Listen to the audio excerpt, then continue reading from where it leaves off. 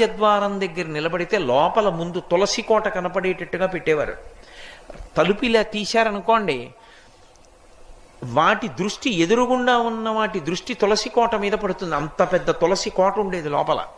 ఆ తులసి కోట కానీ ఎదురుగుండా ఉందనుకోండి, మీరు లోపలికి రావాలంటే ముందు తులసి కోట చూస్తే తప్ప ఇంకోటి కనపడదనుకోండి. లోపలికి వచ్చే ముందు ఉగ్రభూత ప్రవేశం ఉండదు. ఆ ఇంట శక్తి నిలబడుతుంది. కారణం ఏమంటే ఆ తులసికి ఉండేటటువంటి శక్తి అటువంటిది. కాబట్టి ఆ తులసి గురించి చెప్తూ ఒక మాట అంటారు. ఆమె కళ్యాణి అని ఆవిడికి పేరు. కళ్యాణి అంటే సమస్త శుభములనిస్తుంది తులసి చెట్టు.